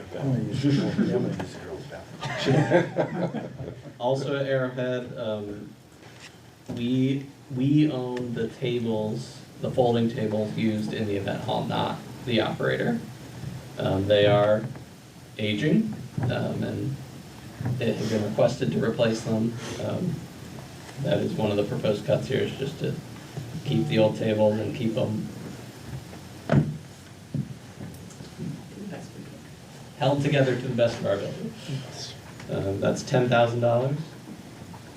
Then at City Hall, in between us and the bank, there is a small courtyard, which the entire courtyard is named after a member of the Price family that I'm currently blanking on, but there's also the Dave Johnson tree, Mary, thank you, Dave Johnson tree in there, and the Hoover guard shack. On its regular maintenance schedule, it was scheduled to be re-leveled and re-polysanded this year. That essentially prevents trip hazards and stops weeds and things from growing in between the bricks. We could delay that, that's $15,800. 1, 2, 3, 4, 5 Landscaping contract. is the landscaping contract. So we have, as a city, we have a Parks and Lands Department that maintains 22 plus properties and with 5 people. And many of us may think they do it alone, but they do not. We have some contracts with some professional landscaping companies that help them mow and weed and mulch and maintain the flower beds, particularly here at this building and at City Hall.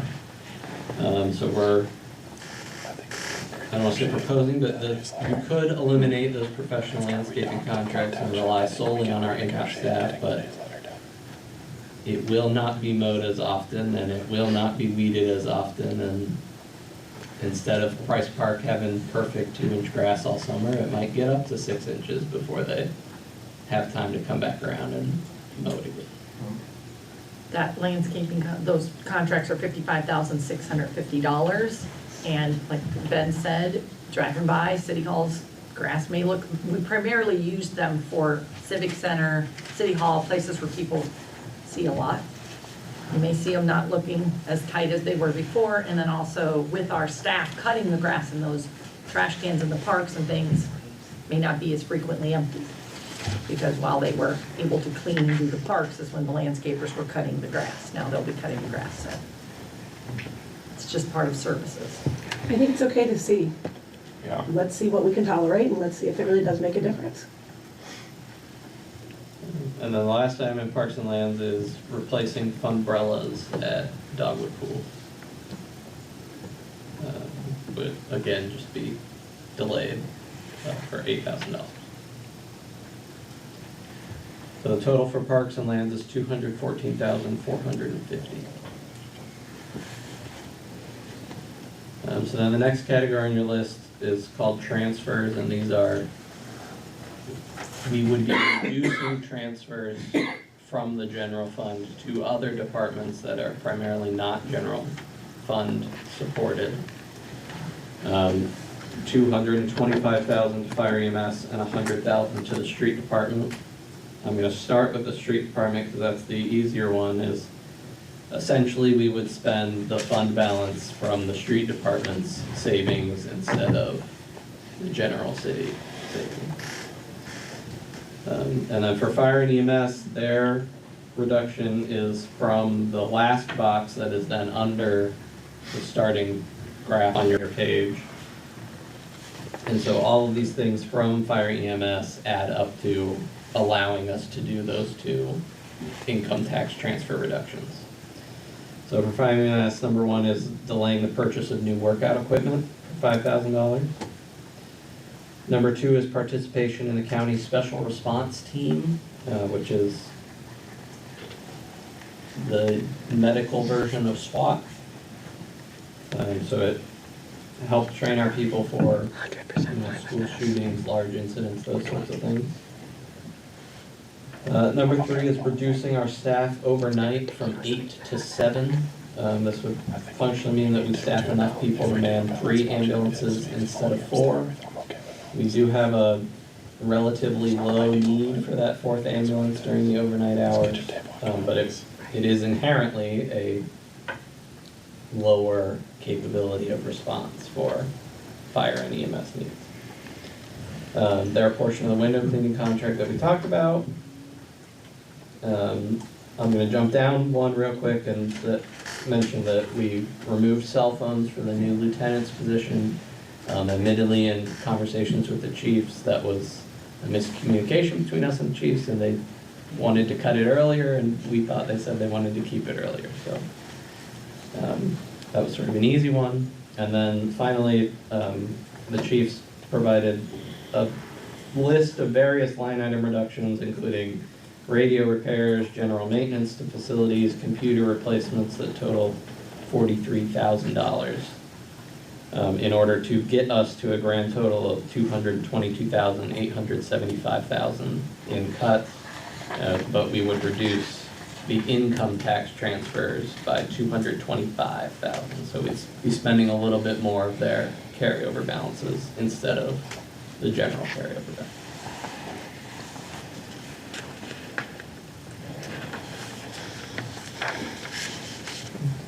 So altogether, that's $865,850, which would make our new projected deficit 2,850 in the red.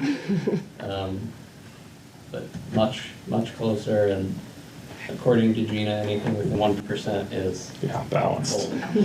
Less than her. Okay. Thank you. Thoughts, questions? You know, a lot of work went into that, and I appreciate the ongoing.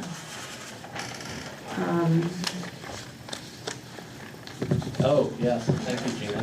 We have the 3 other alternatives suggested after this first proposal too, just in case there was something on there that you wanted to switch for. Yeah, so since we first sent this out to all of you, several of you have contacted us back with, well, what about this? So we just sort of made a list at the bottom for all the things that one of you has said to us, well, can't we cut this instead? So first is the Parks Master Plan, which would be $60,000, and as I think Member Wyrick alluded to earlier, the sort of rationale for that was that the Parks Master Plan has potentially 2 parts to it. A, setting up a levy campaign, which may not be have broad public support, and B, coming up with capital improvements, which we might be ill-positioned to afford to make. Second was reducing the requested capital asks from the police department by 1 police cruiser. We could absolutely cut capital things, but that, unlike some of the other capital items we've discussed already, that is from our capital fund, which by local law, we have to transfer a set amount of income tax to. So if we are going to reduce that, we need to spend it on something else. And because it's coming out of the capital fund, that doesn't actually help reduce the general fund deficit, because it's a separate accounting line. Is there any carryover in the capital fund that we might be able to utilize for some of the things that we're talking about cutting that are capital improvements? Yes, and the current budget, Yes. the way it's currently been proposed, takes the balance down from 3.6 million to 800,000. So we are already overspending, but a majority of that was the police department renovations. Right. And this HVAC at City Hall. Those were outside of the 2.125 mandatory capital that we have to spend next year. Okay, thank you. I do want to just interject right here that our safety service departments have stepped up. It's not easy, it's painful. There are things that are most important, and that's the safety of our fire, EMS, and police department. I know that the voters said that no to the levy, to the bond issue. And I appreciate all of you going back, looking at your budgets and looking at ways that we can save. And we've got to find a way to be closer to our means. And it's not easy. We've asked a lot. Thank you. Well said. What's the police car cost? 72,500. 72.5? Thank you. Well, we looked at, I think, the repairs too. I think you sent that, and so if we waited another 3rd year, I think the repairs, was it 14 or 20,000 in that 3rd year, as opposed to 72. I'm not sure what you mean by 3rd year, so. Well, if we didn't buy it after the I 2nd mean, year. outside of warranty, right? What you're saying? Wow. Yeah. Well, our cars are currently on 5-year rotation, so each car gets replaced in the 6th. In the 6th, oh, okay. But you're getting 2 new cars this year. There's 10. Right, in the rotation. 10 in-service cars Yes. total, and we try to replace 2 a year, which gets us to the 5-year rotation.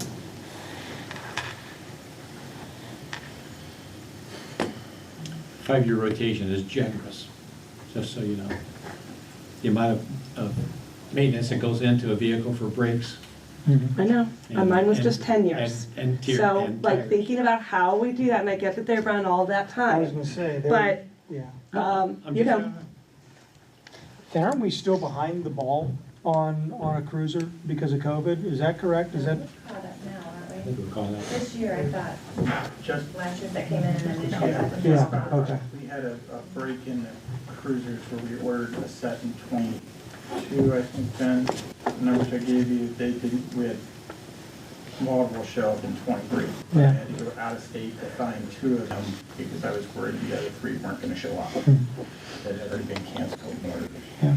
So I was talking to the mayor in Canton, and he said that the sheriff, and I'm assuming that we just don't qualify, but they each are getting, I think it's Canton, probably not Southern Alliance, each were getting a new cruiser or 2 new cruisers, but he thought that everybody was getting them, which I didn't think we were.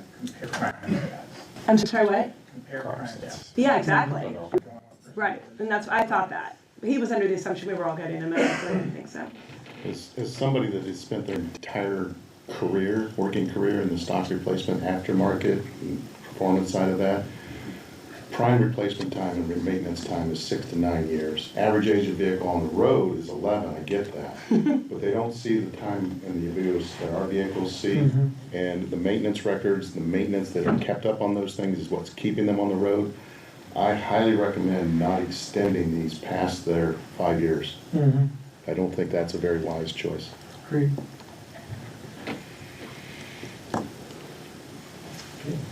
What's the alternative? Number 3 is foregoing the police department renovations, which are at the moment included in the budget and funded with the Public Safety Center bond money. Specifically, I was asked, well, can't we just pay off the bonds instead? And in theory, we could. However, we have only sold enough property to pay off roughly half of that bond. So if we just paid off the whole bond, we would create roughly a $1.5 million deficit in the general fund, which is even greater than the deficit that was originally.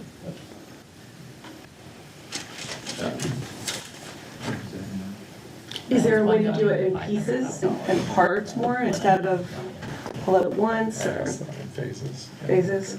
So you, as with any construction project, you could theoretically phase it out, but you will, instead of paying an architect once, you'll pay an architect twice, and instead of paying a contractor to mobilize once, you'll pay a contractor to mobilize twice.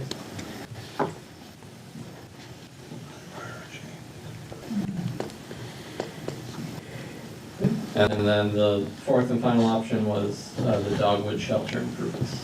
So we just redid the roof on Dogwood Shelter last year, and our Parks Department asked to do a number of other long-delayed improvements to this facility, which does generate revenue, including lawn irrigation, sidewalk repairs and improvements, and enhancing the front approach. All of which, similar to other capital things, could be delayed and reassessed at another time. That's 116 days. But that's only on the capital side, correct? That is out of operating, that is not a capital. Okay, yeah. cost. How has the RFP done for that, for this building in Dogwood? We didn't do an didn't do an RFP on RFP for Dogwood. We did it on Civic and. Just Civic, how's that coming along? Complete. Complete? So we'll be getting the names?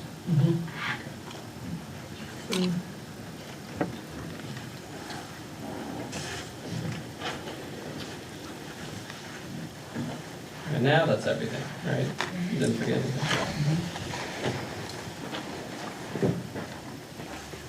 Thank you. A lot of hard work goes into this. Yeah. Absolutely. I think the newsletter, the communication to the residents is gonna be heartfelt. I think as council members, we're gonna have to step up our game and make sure we're available to communicate to the residents and what's going on and be available to them. But I don't see it as, in light of where we're at budget-wise, something that we should continue. I know that was a real issue though, with getting through to the residents with dispatch. I mean, many didn't know. I mean, stepping up our game, Dave, like, we've had like almost office hours here, from 6 to 7, no one comes. Yeah. So it's not a matter of stepping up our game. I mean, I think someone said go door to door. Well, the problem with door to door is no one answers their doors anymore. So that's challenging. And then you have different times where, you know, our daylight savings changes. So, I mean, that's the one that concerns me the most, because I do think communication, and I do think it's really important. And I don't think a lot of our residents go to the website, or they don't look at Facebook or Instagram. And unfortunately, some are on sites that don't share correct information. So if this is the only way that we can get correct information out there, that concerns me. Could we do something like Plain? Do what? Like what Plain does with an ad right in front, you know, that's, Yeah. I You mean, still need somebody to do That's it. the issue, is when we Yeah. cut another person, they're not gonna have the time to do it. I'm with you, Stephanie. Those first two items, I don't think we should cut. I'm with you too. I think that newsletter is so crucial, and as someone who advertises in the city newsletter, I think there could be improvements made in that process to sell more ads, to generate more revenue, I feel like we have to look at some way of keeping the newsletter. Yeah. I would be okay with keeping the newsletter after we figure it out, but the problem right now is they're telling us we don't have that person. I mean, this is kitchen table economics, this is balancing a budget, this is what we should do every year. It should be no deficit. We can't continue to spend into our capital over and over and over. It's a huge reason why our levies failed. Yeah. Is because they think we're fiscally irresponsible. If we do this, we take that argument away from them. We show them, this is kitchen table balanced budgets. There is no room to do anything else. We do this and we're showing, I mean, it's not fun. We're gonna see significant service cuts. Do we trade the parks master plan for the newsletter? And maybe you know, I understand your argument with the pool, maybe we keep the pool part of that, but if we do a parks master plan, where's the money to spend on improving any of the stuff in the future? It's not there. Here's the money thing with the Parks Master Plan. When I first joined council, the first thing that was brought to me as Parks Chair was, we've got this great deal, let's purchase Caplia Park. Okay, $300 and something thousand. It's sitting there, it's not being used. We've paid to have renderings done of what it could be. Why? Because we don't have a Parks Master Plan, and we're like, oh, shiny new thing, great, let's do that. We have paid like $80,000 for the Dogwood Pool House to be designed. There's no Dogwood Pool House. I never even saw it. I never even saw the plans for it. That's crazy. Those are two of probably 7 things. I sat, oh my gosh, way before I was on council, I sat on a committee for Bitzer Park. We were going to put an amphitheater in there. I'm sure an architect was paid for that, who came back with something that was not even close to being within our budget. So this is the purpose of the Parks Master Plan, because we're not gonna stop seeing the shiny new things. Yeah. We've got to have a plan and follow that. We need some kind of structure guiding us in this. I agree with that, but I think the plan right now is to stop spending money on shiny new things when we're in a deficit. We don't have to go and get an architectural plan. The Parks Master Plan isn't gonna prohibit us from getting an architectural project on something that comes up. It's just an additional expense on But then top we're of that. getting an architectural plan, or we're investing in something Yeah, I would that we say may stop end up doing not that. even. That's the thing we need to stop doing. Why, I didn't know we were spending $80,000 on an architectural plan for a pool house. I never even saw the drawings. So I I agree mean, with that's crazy. I agree with Christina, we need a plan. If we're going to be managing for the future, we need to have a plan. But we can't have a newsletter and a plan, in my opinion. So what, we could, if we took out the Dogwood Shelter improvements. So the Dogwood Shelter was rented all last year, correct? We've never had any problems with renting that No, in facility. fact, it's rented even more because of the improvements to the playground. It draws people Right. to there. The only reason we put it in is because when people look at it, the number one thing they say is, oh, it's a little dated. Yeah, it is a little dated, And the but, rents are low. yeah. Yeah. But I would rather have people knowing about the community, and if we have to two different things and let them know what's going on. The only thing, and I agree with you, and I agree with the importance of a newsletter in some way, shape, or form, real quick.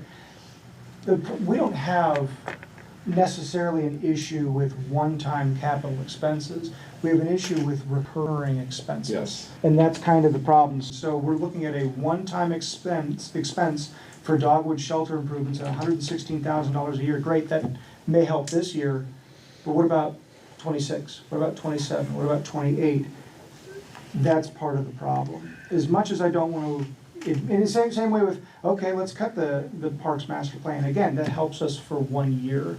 Well, no, I don't think so. I think the Parks Master Plan gives us a projection for years to come. No, I agree. I think we should keep it. I'm just simply saying, budgetary-wise, it helps us for 1 year, not the recurring, our recurring We won't have that expenses are recurring what's- expense. It's Correct, done. yeah, it's a one-time expense. The recurring expenses are what's strangling us here.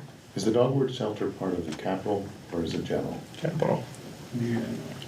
Dog- general? Dogwood is out of general operating, not the capital. Okay, so if we postpone that, then we can keep the newsletter. For 1 year. Yeah. But that's my point. Yeah, but don't you So what are we gonna If have you next switched year? out that for newsletter, you could keep the newsletter plus, because that's 160. roughly double the cost. Or we could do part. I mean, again, maybe that Well- project doesn't have to have everything.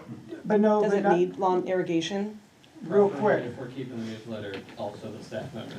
I was gonna say, yeah, so you're talking closer to. But is it a part-time staff member? No, it's a full-time staff member. It's a full-time for a newsletter? I know we can Oh, sub no, that I out. was saying the person that we have, he'd have to. Can you ask them if convert they that wanna to go an part-time. internship program? I can only get one person. Sorry. Can we turn the newsletter into an internship position? Because now you're going outside of just the political world, now you're getting into journalism. That's a good point. But that's the staffing. We still have the $60,000, which is the printing and the mailing. I would be concerned that we would have an intern consistently enough. Yes. My other concern would be, let's just take this most recent newsletter, for example, where we had our levy information on the front cover. Hi intern, you just came from Walsh, you have absolutely no idea what's going on in our government. Please write me a cover page newsletter article about our levy campaign. All right, let's go get AI up. Yeah, GLT. yeah. That was my But you uh, could, caveat too, as the de facto internship coordinator at the moment, is that a lot of them will not have the context needed to write the type of articles that the team does. And it gets out into the newsletter. And the same thing with any outside contractor, we wouldn't have that. To Mr. McLeister's point, I think we're gonna need to reduce staffing to some extent Yeah. at the administrative level. And I don't want to admit it, but Yeah, but when I was on, and that's why I guess I question a little bit, is 12 years ago, we were doing a newsletter and there was half the staff there. Like, I know things have grown, I know that, It's a much different newsletter, remember? yes, but, okay, Capabilities but then let's step back a little bit. Let's give them the information that they need, but it has to be something, they have to receive something. That concerns me greatly. This is a big year. President Stroya, I'm not really in favor of cutting staff, per se, that's my personal feeling. Would the council entertain even maybe looking at half of this now and seeing if our income taxes helps us out in the coming year? Is there something here that we could look at and do maybe half of this project now and see what services we still maintain, or, and then still see what happens on the, I guess, the second half of the year? I'm just throwing that out as an idea because, or something to entertain, that's all. I'm not opposed to being slightly above in expenditures than projected revenues. Every year, some things aren't purchased, they're pushed off to the next year. Certain items are estimated to cost. If I asked any resident to tell me what your gas or what your electric bill is gonna be for 2025, Yeah. and you couldn't get any more dollars to pay for it than what you told me January 1st, could you come up with an accurate number? So we're always going to be slightly above what we think on many of these recurring expenses. I'm not opposed to seeing a budget that's $60,000 in the red. at small dollars and toward the whole budget. That keeps the communication up to the residents, because they may be asking questions about how come the parks seem a little less grass mowed, and these are the cuts that they asked us to make. I mean, that's within the 1% threshold, so, I mean, I consider $80,000, which would be, what's our budget considered, what is 1% of our budget? Well, no. Our We can general, calculate it. our general fund, depending which budget, is either 16 or 17 million. Yeah, so, I mean, we're well within that part, So what, keeping the city newsletter in there? And the person. yeah. I think that's good. You're still within the threshold of balancing the So budget. that together No, is like a $144,000 Yeah. decision. Yeah, Because that's we more. had Well, that's our within offsetting 1%. budget. If you're in But you're adding 1%, that dogwood shelter into that same category. So we're taking away the 70 plus the 60, but we're adding the 116 in. yeah, So your math still maths. yeah, Yeah. I'm okay with that. Yeah, but I do want you to look at that administrative staff. I don't think, I've been with a lot of nonprofits that are doing a lot of newsletters. We get them all the time in the mail. I don't think it takes a full-time person. Yeah, they. You guys do them twice a year. But I think, Four times. four times a year, but I think Ben shared earlier that this person does other duties. Those other duties would have been divided up between Ben and Liam. So this isn't the sole job function, because I would agree with you, this is a sole job function. That's not a good use of an individual, but Yeah. there are other, bless you, there are other functions, so. But I mean, we made a statement before we went to the ballot. We said we would look at all departments. Well, we are. And I want you to continue to do that. I don't think I want to make a statement that says, I don't want to cut staff. I think you have to be able to look and say, where are we efficient? And I think things like the park departments and the way they restaff the firehouse, and you're maybe gonna look at, different staffing for the police. You have to keep doing that to be as efficient as you can. We don't have the money. So I would just say that if we agree to that, then if somebody would leave in administrative staff, then I would ask that you would try to do it by attrition before rehiring that position. Is that fair? Sure. Okay. But what about Attrition, replacement with a part-time person? Or it's backfilled and not, or it's not backfilled. Or we look into that, right? I think some of the staff that we have do more duties than. Yeah, everybody does. I agree. Everybody does. And another thing in our department, just to keep in mind, no other departments have administrative staff anymore. We used to have a smaller administrative staff because we had administrative staff in Yes. engineering and in different areas. And we do it all for the whole city now. We have Randy. You counted him as part of your, and we allocated that. Yeah, thank you. It's working out. Yep. Okay. Tough decision time.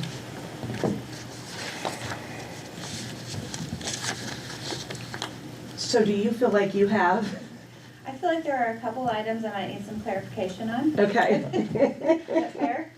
I have that we're Because you need to bring it to us next week, so Right. that we can Right. hopefully pass it. Thank you. Are we keeping the newsletter and the administrative staff person? Where are we on that? Yes? Yes. Okay. And And we are taking the dogwood shelter improvements out, okay? Where were we on the Parks Master Plan? Keeping. Keeping? And the other one I wasn't sure, the police cruiser, we're keeping, correct? Yeah. I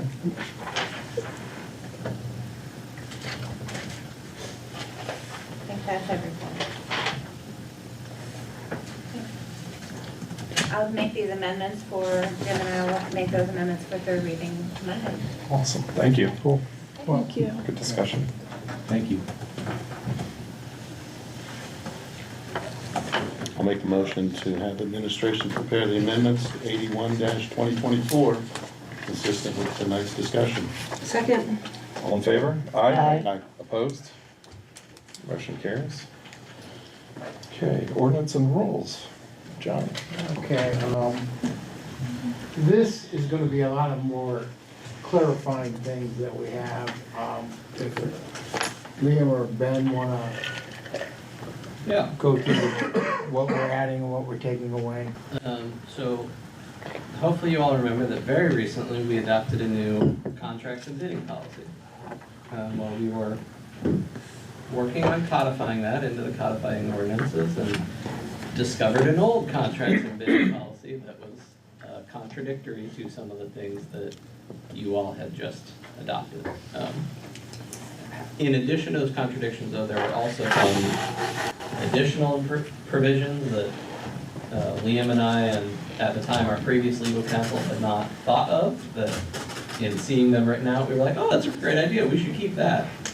So what we have for you tonight is essentially a cleanup of merging those two chapters, keeping the core policy that you all set forth in the last group you adopted, which is 50,000 requires 3 quotes, 75,000 requires bidding process, bids come to council after they're, or is part of the awarding process. But then we've added from this other chapter that we discovered, policies relating to change orders. So change orders are, oh, I bid this price, but something happened and I need to charge you more. Liam, you're gonna correct me if I'm wrong, okay? If it's less than 10%, the Director of Administration may make the call. If it's more than 10%, the Board of Control may make the call. But if it's more than 25%, Council and Board of Control need to make the call. I believe is what is in the draft for you all this evening. And then there was another provision that we borrowed from Chapter 141 that is escaping my mind at the moment.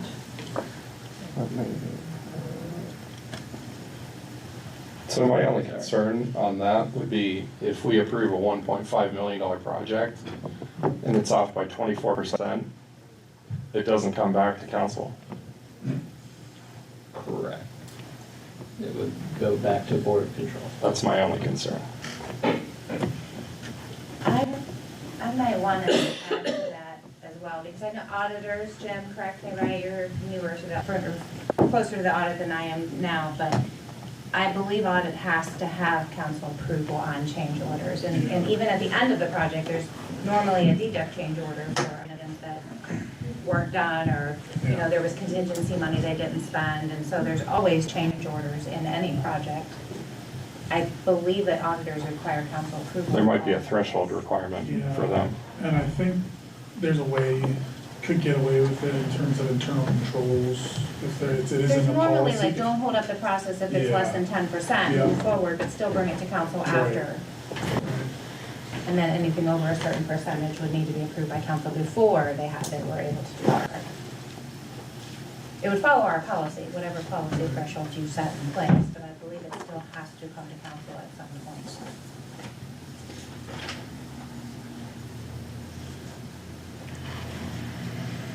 That's my only concern is maybe maybe consider a monetary threshold as well as a percentage for the very large projects. I have no objection to that at all. And then when if it goes to council, it will be emergency level, we're gonna pass it on emergency. This specific ordinance, we're requesting emergency to clean up those conflicts as quickly as possible. And do you have a dollar threshold you would like to see? You want to think about that? Yeah, I do. Yeah, let's discuss that. I mean, let's pass it and get the ball rolling and discuss it early this week. Or, this week.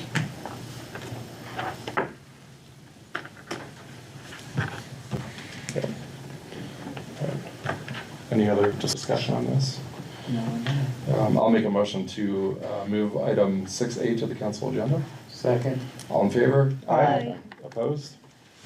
Motion carries. Okay. Some people have roast in the oven, so I'm going to make a motion to adjourn. Can I, one more thing, how is the RFP for Arrowhead coming along? I got a couple phone calls. One was from Coach Schneider, and then one was from probably two moms or dads. I did ask them. So. We're complete. We'll be announcing it. Okay. Constructing the contract, and then we will present that to this election and we're looking at that. Oh, okay. Board of Control has authorized contract negotiation with the person who scored highest. Okay. But we have not concluded, we have not been successful at concluding contract negotiations yet. Is this person that scored the highest not the current? You can't say. You can't. No, we're Yeah, good. we can't talk about it. Okay. No. All right, I make a motion to adjourn. Second. All in favor? Aye. Opposed?